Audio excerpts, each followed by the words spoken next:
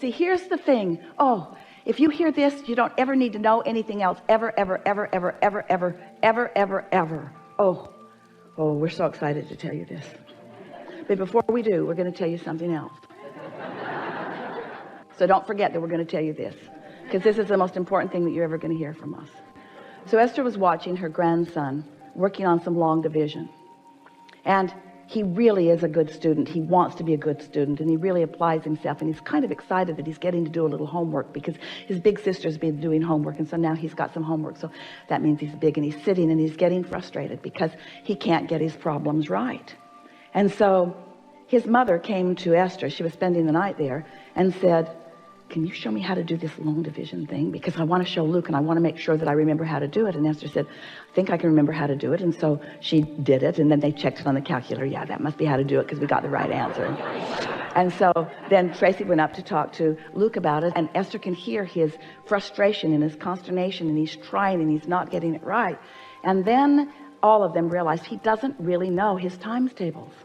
Not really. He was sort of guessing at some of them.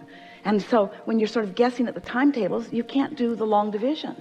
And until he gets that, the rest of it is not going to be easy.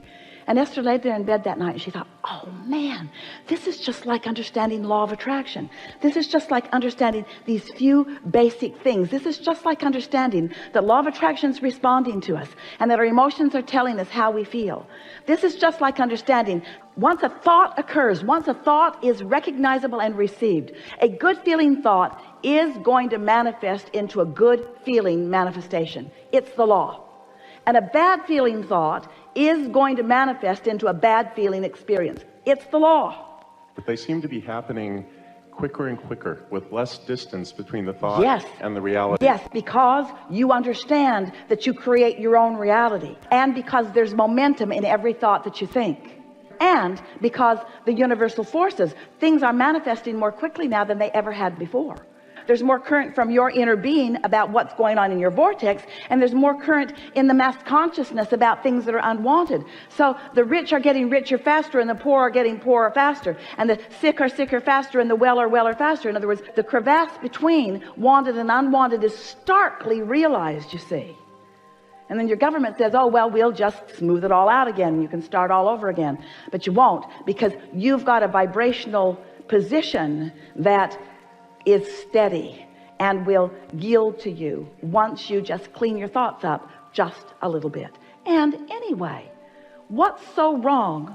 We've been saying to you for years that there are two ways to know what you're doing vibrationally. One is how it feels, and one is how it manifests. And the feeling is pre-manifestation, and the manifestation is post-manifestation. But what difference does it make if you are becoming a master? Step 4, we didn't tell you what step 5 is. Step 5 is not being mad at yourself for having a step 1 moment. Step 5 is realizing that contrast is going to always be part of the process. That it's how you clarify, and that it doesn't mean that you're not good at what you do, and it doesn't mean that you're not worthy. It means that you're clarifying. It means that you're putting more ingredients in. It means that you're making a more robust vortex. It means that you're going to have more desires that are coming out of it later. It means that you have longevity here in this physical experience. When you become complacent, we've never said this before, but this is the perfect time to say it. When you become complacent, when you're not feeling any emotion anymore, when you're not contributing any more to your vortex, when you stop putting the ingredients in time, you stop being in this physical time-space reality. It's all part of your continuation of creating here. So the challenge is essentially just learning how to monitor and master our thoughts and our emotions. Yes, but what's an easier way of saying it? To care how I feel, and do something about it when I don't feel so good, and catch it at the earlier subtle stages. Don't wait until you are livid about something or disappointed beyond measure about something. Catch it in the earlier stages when it's easier to just step back into the receiving mode. So you really got an earful, didn't you? And you were up to speed with most of it, every one of you.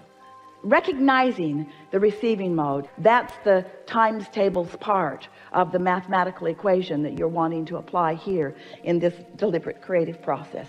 If you get it, that negative emotion means that you are vibrationally opposed to your own desire, and positive emotion means you are in alignment with it, therefore you are in the receptive mode, therefore you are in the replenishing mode. Now you can go on to solve any mathematical equation that you will ever want to live in this time-space reality. If you get that, you've got it all. That's all you need to know.